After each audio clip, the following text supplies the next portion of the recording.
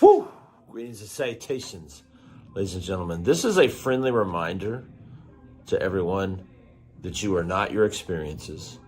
You are not your mistakes. You are not your failures. You are not your ADHD. You're not your depression. You're not your anxiety.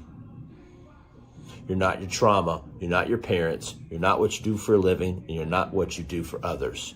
You are none of these things. Yes, are they a manifestation of part of your personality? Of course. But these things don't define you. And I see a lot of people taking pride in certain things. It's almost as if and pride may not be the right word, but what you take takes you. And that quote stuck with me a lot. Things don't own you. I have ADHD. I have anxiety. I have depression. Is an untrue statement. You may feel depressed. You may feel anxious. You may feel ADHD. You may feel sad. You may feel angry.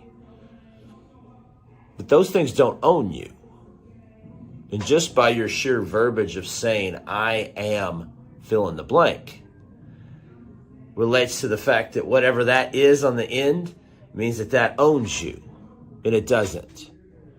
It may be a manifestation of your personality. It may be something that you struggle with. It may be something that you feel, but it isn't you. I am not a personal trainer. I am not a coach. I am not a philanthropist. These are things that I do for a living. These are things that I participate in. But to say that that's what I am is incorrect. I am Josh Bowen.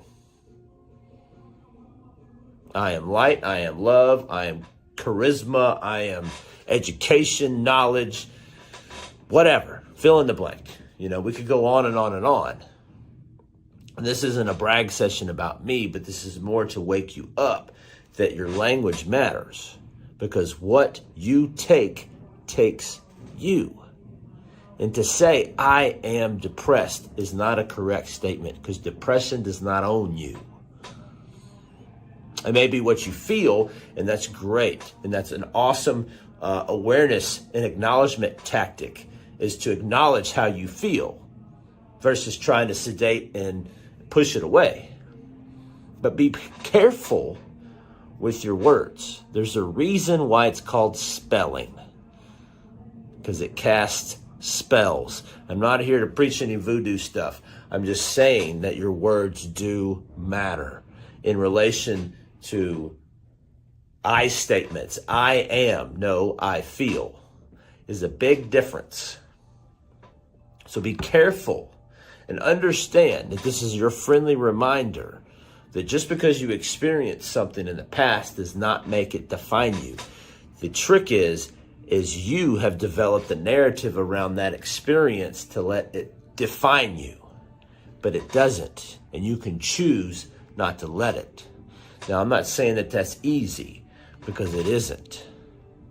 But once you can be the observer of the experience, the observer of the thoughts, you can realize I didn't get to control my experience.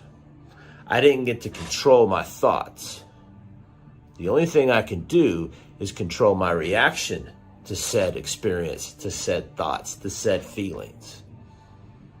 And once that becomes something that you champion, you can push aside a lot of the minutia and dogma and propaganda that you believe about yourself. And realize that these things are not true. They dissolve on their own when you stop putting energy into them. So think about all the bullshit that you put energy into every single day that doesn't serve you, whether it be one-sided relationships, whether it be the thoughts that you have about something that happened when you were a kid, whether it be the fact that you've been divorced, or relationships having exactly gone the way that you would want them to. Those things don't define you, only if you allow it to. That's where self-radical responsibility comes into play. You get to define you. because you're having a human experience, but you're a human and you also have a soul. Those two things are not the same. Understand that and champion that, and life becomes a lot easier, because this is about being and learning. Being and learning. You're here to learn.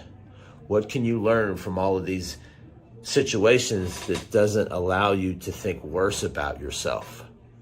Because you're a great human being. You just have to start believing it. That's the crucial part. That's what I do. I help you dissolve. I'm not a problem solver. I'm a problem dissolver. Big difference.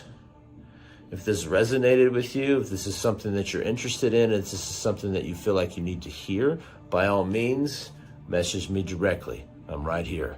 The end of the year is coming. Everybody has these January goals. I've been in the fitness industry for almost 20 years. I get it.